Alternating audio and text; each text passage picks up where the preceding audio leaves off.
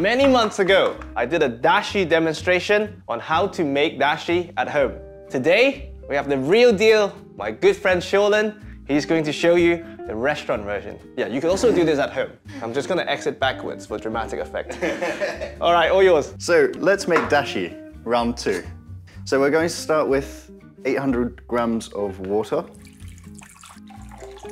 It's best to use very soft water, as that's what's available in Japan, and it suits the flavors of the kombu and katsuobushi, brings the flavors out the best. We're next going to put in 7 grams of kombu, which is that much, and then let that soak, preferably overnight. We'll do it for about 30 minutes. So just quickly, we'll do a little comparison between some varieties of kombu. This is a very cheap one. You can tell because it's dried in, it's not flat when it's dried.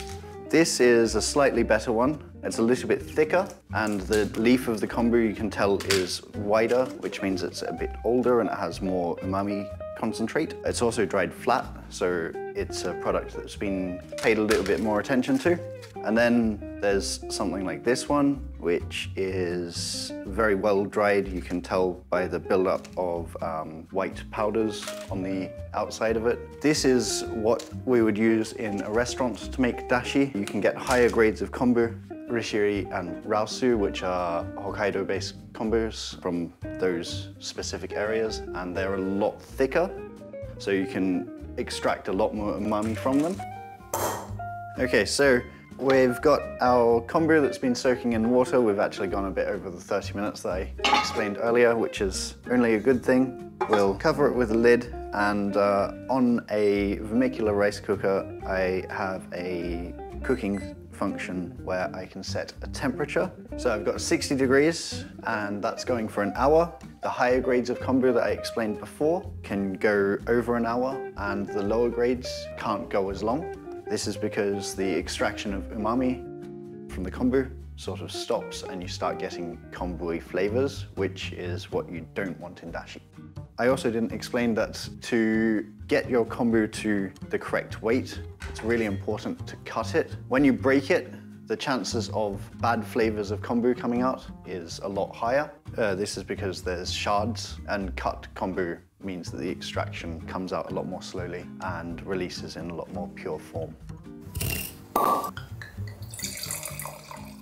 So next we're going to shave our katsuobushi. It's boiled and then dried and smoked skipjack tuna. We've got a belly and a back, just to show the difference. The belly is slightly cheaper and the back is more expensive, as the back has a better flavor. We take the katsuobushi with the tail facing away from us and the head facing towards us on about 45-degree angle. It's really difficult to start it. The skin side is always out or up, and then to shave it, we have to set up our plane. So we need to hit the ends of the plane so that the blade comes out or goes in, depending on how thick we want the katsuobushi. We want it quite thin, so there we go. Now the blade is facing towards us, katsuobushi on a 45-degree angle-ish. So we've shaved our katsuobushi. We want about 25 grams for 800 milliliters of water. So our kombu has been in the water at 60 degrees for 60 minutes, after which we're going to take it out.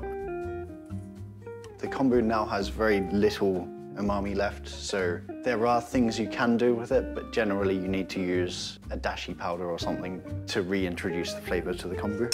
We can actually put the shards that have come off the katsuobushi into the water now, because there's an internal area that will be extracted at a slower rate in the shards. And then we're going to do 80 degrees, and we're going to do 5 minutes once it reaches 80 degrees. Okay, so our kombu dashi is at 80 degrees. We add in the shaved katsuobushi. We don't want to disturb it too much. Again, it's about the flavors that you want to come out of it, and that will create some bad flavors, or there's a higher chance of it creating bad flavors. 5 minutes, and then we'll strain it out. We're going to make sure that we remove all of the katsuobushi, including the tiny little bits, by straining it through a super fine sieve. So we're going to remove the katsuobushi from the dashi. And then we're going to strain off the remaining... Do you want to hold this? Hi. So we need an assistant here, as I've got a very heavy pot. That actually looks really nice.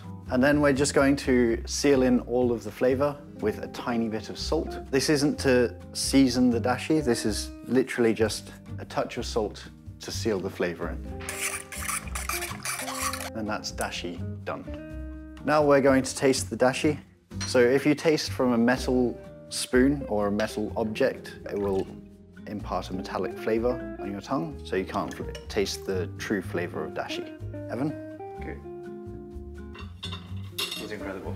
That's the difference between using real katsuobushi and, or unshaved katsuobushi and good kombu.